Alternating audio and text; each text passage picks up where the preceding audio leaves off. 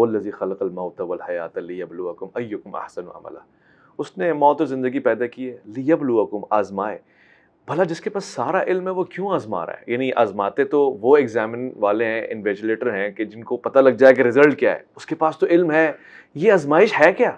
آزمائش اس لیے ہے کہ اللہ تعالیٰ کی صفت عدل سٹیک پہ نہ لگے. اگر اللہ تعالیٰ بغیر آزمائے کسی کی جنت یا جہنم کا فیصلہ کر دے تو قیامت کے دن ہم اللہ کے حضور حجت کے طور پر یہ بات رکھ سکتے ہیں کہ یا اللہ ایک دفعہ آزما کے تو دیکھتا. ہم تو ایسے نہ ہوتے. تو اللہ تعالیٰ نے آزمائش اس لیے رکھی تاکہ یہ چیز جسٹیفائی ہو کہ جس نے بھی جہنم کمائی ہے وہ خود کمائی ہے، جس نے جنت کمائی ہے خود کمائی ہے. اہل سنت کا عقیدہ نہ جبریہ والا ہے نہ قدریہ والا. ہم درمیان میں کہ جن چیزوں کا اللہ تعالیٰ نے ہمیں اختیار دیا ہے وہ ہمیں دیا ہوا ہے، اور جن چیزوں کا نہیں دیا اس کے بارے میں ہم سے پرسش بھی نہیں ہوگی. مجھ سے نہیں پوچھا جائے گا کہ تمہارے ماں باپ فلاں کیوں تھے، تم فلاں جگہ کیوں پیدا ہوئے، تمہارا قد اتنا کیوں تھا، تمہاری آنکھوں کا کلر ایسا کیوں تھا. اس کے بارے میں اکاؤنٹیبل نہیں ہو. یہ چیزیں ڈیسٹنی سے، تقدیر سے تعلق رکھتی ہیں.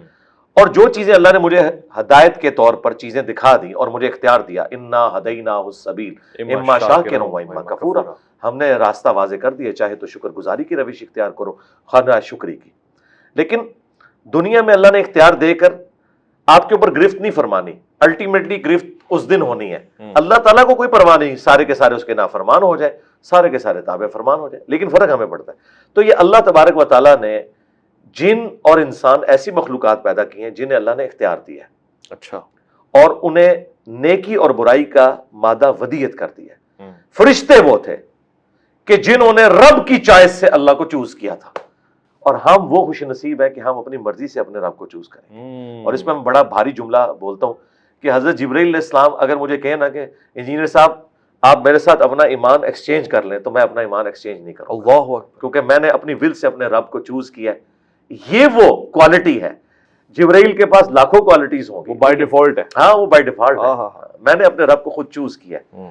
تو یہ ایک بڑی چیز ہے جس کی وجہ سے انسان اشرف المخلوقات ہے. یہ سب سے بڑی کوالٹی ہے. اللہ اکبر. اور اسی کی وجہ سے جنت انسان کے لیے، فرشتوں کے لیے نہیں ہے. کیا بات ہے. دیکھیں اس پہ ایک اور میرا جملہ بڑا بھاری لے جائیں کہ انسان نے سب سے زیادہ نان سیریس گاڈ کو لیا ہوا ہے، اور خدا کے لیے سب سے سیریس جو ہے نا وہ انسان ہے. دیکھیں یہ پوری کائنات انسان کے لیے. قرآن میں ہے سورہ ہود میں کہ اللہ تعالیٰ نے یہ سب کچھ زمین و آسمان اس لیے پیدا کیا کہ تمہیں آزمائے. ساری کائنات کا مقصد انسان کو آزمانا تھا.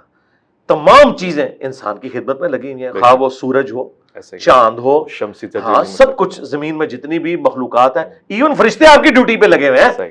فرشتے آپ کی ڈیوٹیاں پوری کر رہے ہیں. یعنی اس کائنات میں سب سے سیریس کریشن کوئی اللہ کی ہے نا تو انسان ہے. اور انسان نے سب سے زیادہ نان سیریس لیا ہوا ہے اللہ تبارک و تعالیٰ کو. یعنی اللہ کو ہماری کوئی حاجت نہیں ہے، لیکن یہ یاد رکھیے گا جس نے خدا کو سیریس نہ لیا وہ مارا گیا. اور اس پہ ایک اور جملہ میرا، جس شخص نے دنیا اللہ کی مرضی کی گزاری، آخرت وہ اپنی مرضی کی گزارے گا. اللہ اکبر. ہاں جو وہ چاہے گا وہ اسے ملے گا. اور جس نے دنیا اپنی مرضی کی گزاری، آخرت وہ پھر آخرت اللہ کی مرضی کی گزارے گا. پھر اللہ اس کے ساتھ جو کرے گا وہ کرے گا. وَلِعَوْذُ بِاللَّهِ. اللہ اکبر. اللہم اجرنا من النار. آمین یا رب العالمین. اچھا مرزا صاحب، موت کی ہی گفتگو کو ہم مزید سمجھنا چاہیں گے.